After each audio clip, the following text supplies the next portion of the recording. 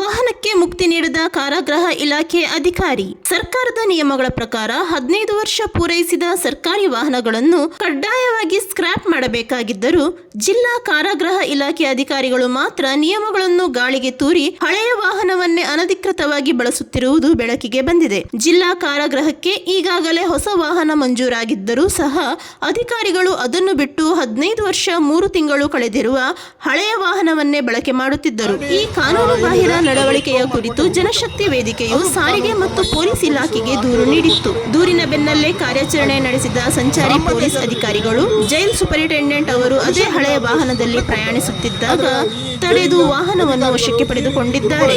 ಪೊಲೀಸರು ವಾಹನವನ್ನು ವಶಕ್ಕೆ ಪಡೆಯುತ್ತಿದ್ದಂತೆ ಸೂಪರಿಂಟೆಂಡೆಂಟ್ ಹೇಮಾವತಿ ಅವರು ಸ್ಥಳದಲ್ಲಿ ಉಳಿಯದೆ ಸಿಬ್ಬಂದಿಯೊಬ್ಬರ ಬೈಕ್ ಹತ್ತಿ ಅಲ್ಲಿಂದ ತೆರಳಿದ್ದಾರೆ. ಸರ್ಕಾರಿ ನಿಯಮಗಳನ್ನು ಸಾರ್ವಜನಿಕರಿಗೆ ಕಡ್ಡಾಯಗೊಳಿಸುವ ಅಧಿಕಾರಿಗಳೇ ತಮಗೊಂದು ನ್ಯಾಯ ಜನರಿಗೊಂದು ನ್ಯಾಯ ಎಂಬಂತೆ ವರ್ತಿಸುತ್ತಿರುವುದಕ್ಕೆ ಸಾರ್ವಜನಿಕ ವಲಯದಲ್ಲಿ ತೀವ್ರ ಆಕ್ರೋಶ ವ್ಯಕ್ತವಾಗಿದೆ. ಜನಶಕ್ತಿ ವೇದಿಕೆಯ ಅಧ್ಯಕ್ಷ ಮಾಧವ್ ನಾಯಕ್ ನೀಡಿದ ದೂರಿನ ಮೇರೆಗೆ ಸಂಚಾರಿ ಇಲಾಖೆ ಅಧಿಕಾರಿಗಳು ಈ ಕ್ರಮ ಜರುಗಿಸಿದ್ದು, ಕಾರ್ಯಾಚರಣೆಯ ಸಂದರ್ಭದಲ್ಲಿ ವೇದಿಕೆಯ ಪ್ರಮುಖರಾದ ರಾಮನಾಯಕ್, ಬಾಬುಶೇಖ್ ಹಾಗೂ ಸೂರಜ್ ಕುರುಮ್ಕರ್ ಉಪಸ್ಥಿತರಿದ್ದರು.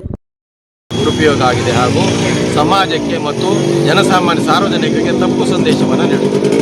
ಸಾರ್ವಜನಿಕರಿಂದ ಚಲಿಸುವಂಥ ವಾಹನ 15 ವರ್ಷ ಆದ ನಂತರ ಅದನ್ನು ಸೀಜ್ ಮಾಡ್ತಾರೆ. ರಸ್ತೆಯಲ್ಲಿ ಡಾಕ್ಯುಮೆಂಟ್ಸ್ ಇಲ್ಲದ್ರೂ ಮಾಡ್ತಾರೆ, ಪೊಲ್ಯೂಷನ್ ಇಲ್ಲದಿದ್ರೂ ಸೀಜ್ ಮಾಡ್ತಾರೆ. ಆದರೆ ಸರ್ಕಾರಿ ಕಚೇರಿಗಳಲ್ಲಿ ಇಂಥ ವಾಹನಗಳು ಎಷ್ಟು ಓಡಾಡ್ತಾ ಇದ್ದಾವೆ, ಸರ್ಕಾರದ ಅಧಿಕಾರದ ವ್ಯಾಪ್ತಿಯಲ್ಲಿ ಇದ್ದುಕೊಂಡು ಈ ಕಾನೂನು ಉಲ್ಲಂಘನೆ ಆಗ್ತಾ ಇದೆ, ಅದರ ತನಿಖೆ ಆಗಬೇಕು.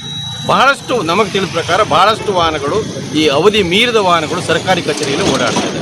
ಅಧಿಕಾರಿಗಳು ಇದ್ದಾರೆ ಅಂತ ಯಾವ ಪೊಲೀಸರು ಕೂಡ ಅದನ್ನು ನಿಲ್ಲಿಸೋದಿಲ್ಲ, ತಡೆಯೋದಿಲ್ಲ, ಚೌಕಶಿ ಮಾಡೋದಿಲ್ಲ.